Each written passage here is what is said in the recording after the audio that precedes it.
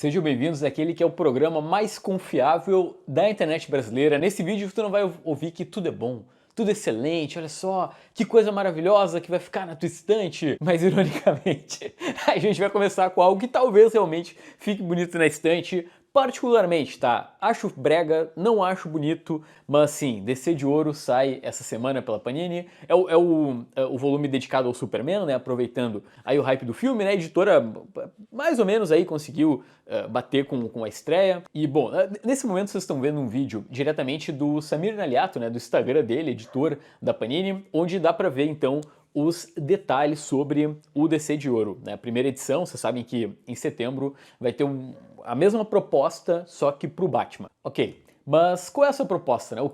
Qual é a ideia dessa coleção da Panini? Gente, é muita informação, então acompanha comigo. Como todo mundo deve estar sabendo, o Superman, ele estreia numa revista chamada Action Comics em 1938. Então, esse DC de Ouro, volume 1 da Panini, quer dizer, nem sei se é volume 1, né? Não tem nada na capa, é só DC de Ouro. Talvez a editora continue, não sei, mas vamos por partes.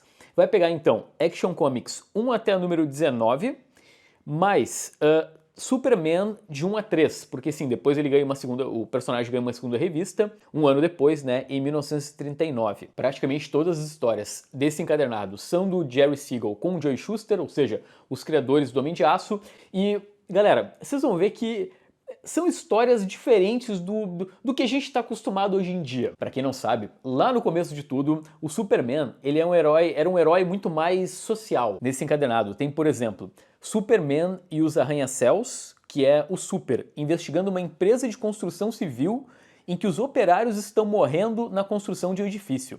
Tem o Superman e as condições precárias de moradia, sim, esse é o título de uma história. Tem Superman declara guerra aos oprimidos. Tem a máfia dos jogos de azar, que é o Super enfrentando um esquema de jogo legal. Então é o Superman contra o Tigrinho. Na prática, o único vilão que vai ter é o Ultra-Humanoide, que era uma espécie de proto-Lex Luthor. O Lex ele estreia, ainda falta um tempinho para ele aparecer. Tem 392 páginas, então aguardem um mini tijolinho. Com tradução, a gente imagina, do Eduardo Tanaka com o Rodrigo Barros, né? Isso se a Panini reaproveitou o material anterior. Porque, para quem não está sabendo, esse conteúdo saiu no Superman Crônicas há quase 20 anos. Tá, não, talvez tenha saído também tinha aqueles especiais da DC, mas enfim, né? Essa proposta pro Superman tem quase 20 anos, saiu pela Panini. Como eu falei, não tem nenhum indício de que, sim, vai ter uma continuação, nem nada. Talvez se vender, a Panini vai continuar, mas a título de curiosidade, lá fora, essa coleção que tem o mesmo nome, né, DC de Ouro lá fora, teve 5 volumes com 400 páginas, nesse mesmo estilo. Então, se a Panini quiser, né, tem disponível. Bom, vamos falar sobre um universo que, gente, eu acho que não deu tão certo. Acompanha comigo. Talvez vocês conheçam o Cavaleiro das Trevas de Aço, que foi essa minissérie em 2 volumes que a Panini publicou aqui no Brasil. É bem legal, é como se o Batman, o Superman, etc. fizessem parte de Game of Thrones. É bem interessante. E agora a Panini está trazendo o spin-off, que aqui eu tenho a edição em inglês. Ó, o título no Brasil vai ficar Cavaleiro das Trevas de Aço, Segredos do Inverno.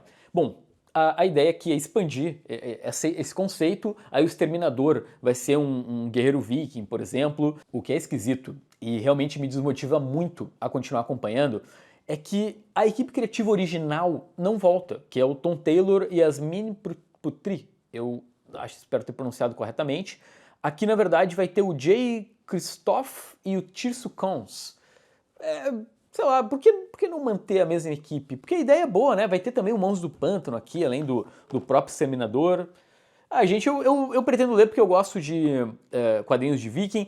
Na verdade, ó, tem o retorno sim do Tom Taylor, porque tem uma história secundária aqui, que vai sair também no encadernado da Panini, que é Tom Taylor e Ricardo Frederici. O Frederici é um monstro, né? O cara é um gigante, assim, é impressionante o traço dele. Então são 216 páginas, sai em capa cartão e não temos informação sobre quem traduziu esse quadrinho. Vamos lá para a obra com o título mais esquisito da semana, Morte à Salsicha. É o lançamento da editora Haqueria de Pascal Rabaté com Simon Rouault. São 80 páginas com tradução do André Caramuru. E galera, a Haqueria ela tem apostado em muito quadrinho franco-belga que pelo menos eu não conhecia, não estava no meu radar, o que é muito legal. Se vocês forem ver, a lista de lançamentos da Bienal, por exemplo, foi gigantesca e eles continuam a todo vapor, só que especificamente esse e outros quadrinhos, na verdade, não tem muita informação, sabe?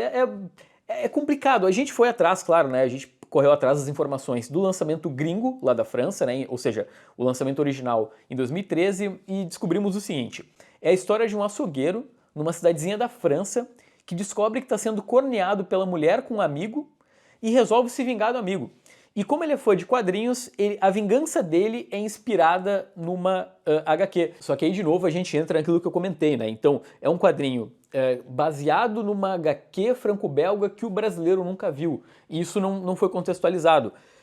Gente, então, primeiro, joinha, legal, eu acho que isso pode melhorar na HQeria, eles estão com uma curadoria interessante, assim, pelo menos eu tô lendo agora Os Miseráveis, que é uma adaptação que eles publicaram, tá legal pra caramba, mas eu acho que eles podiam, sabe, nos dar mais informações ali na página do quadrinho. Principalmente levando em conta que Pascal Rabaté é um grande nome lá da França, assim, o cara é extremamente prolífico, premiado, e nunca tinha saído nada dele no Brasil. Vamos começar então os lançamentos gringos. Eu imagino que todo mundo aqui conhece o CC Sinistro, né? Grupo de 6 vilões né, que enfrenta o Homem-Aranha, que enfrentam o nosso querido Aracnídeo. Pois então, e se eu te contar que tem um quadrinho escrito pelo J. Michael Straczynski, sim, ele tá de volta ao Homem-Aranha, onde o Peter não vai enfrentar 6, ele vai enfrentar 16 vilões. E a gente está falando de um lançamento que inclusive te ajuda a aprender o português. Porque se a Panini quiser traduzir do jeito correto, tem que ser Homem-Aranha contra o Sextiodéctuplo Sinistro. Você conseguiu pegar essa pronúncia? Então, para quem, para quem conseguir digitar aqui embaixo essa palavra na grafia correta, eu vou dar um coraçãozinho, tá? Então vamos ver quem... Fica aí o grande desafio. Deixa eu desabafar aqui. Você sabe que o J. Michael Straczynski, ele ficou muito conhecido pelas cagadas no Homem-Aranha.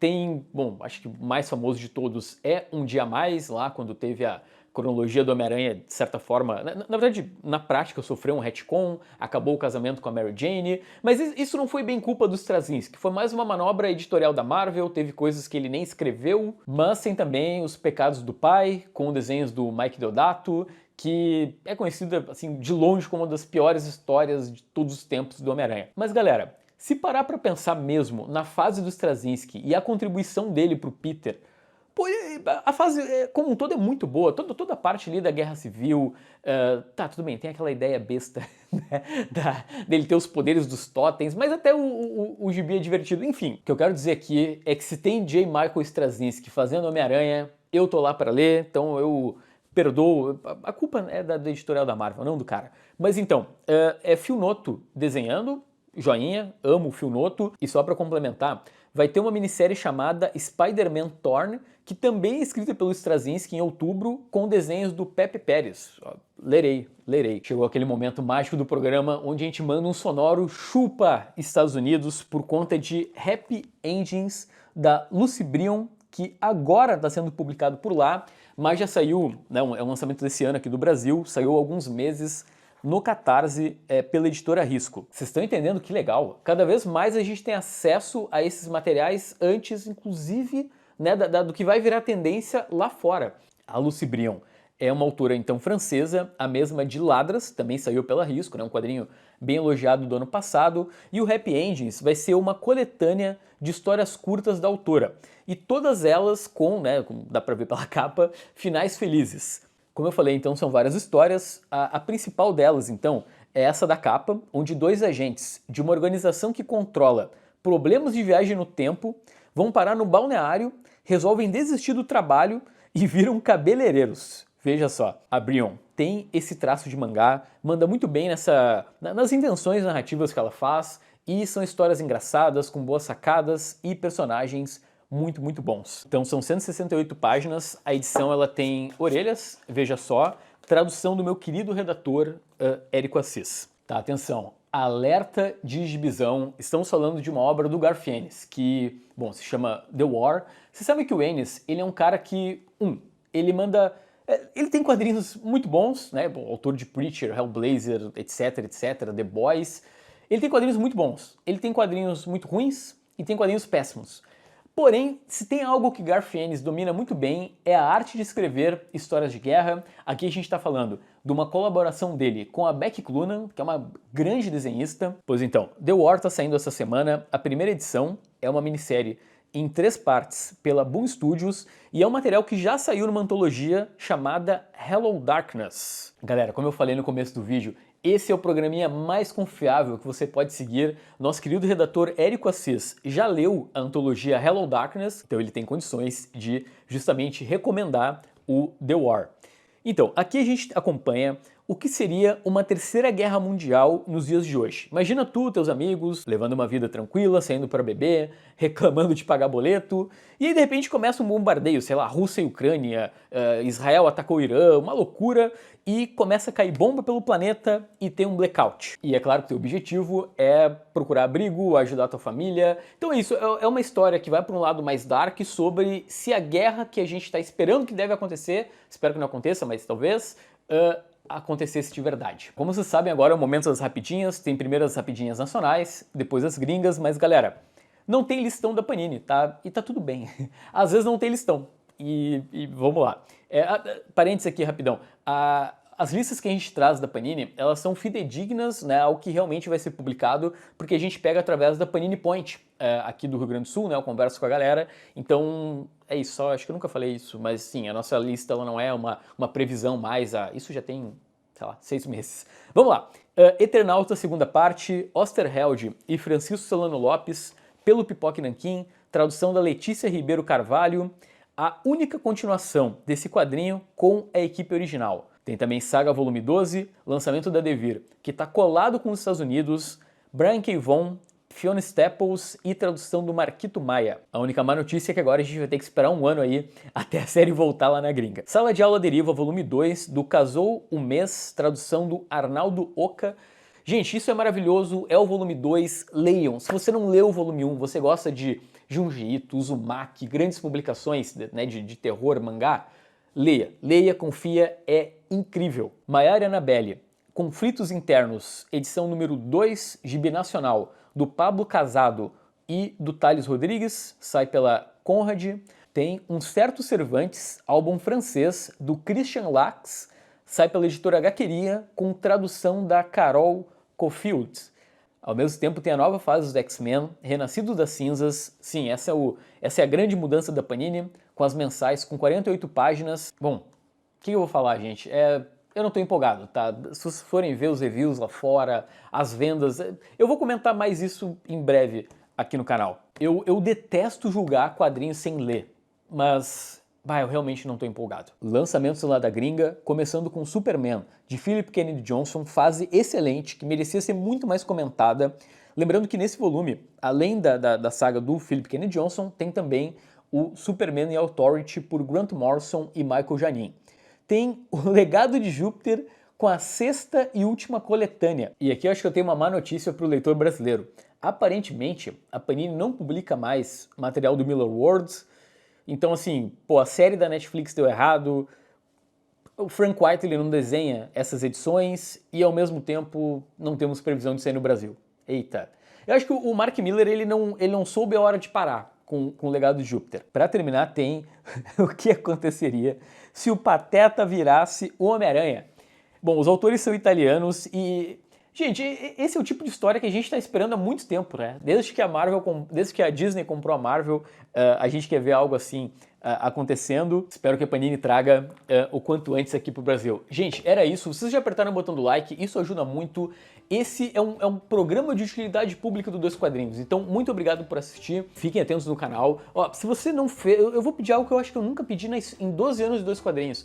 Clica para receber notificações, tá? Tem um sininho aqui embaixo, isso ajuda muito, porque aí, né, às vezes o YouTube não manda o vídeo para todo mundo, aí depende de 1 milhão de algoritmos, etc. Se tu puder clicar no sininho, ajuda muito e é isso, gente. Valeu, valeu.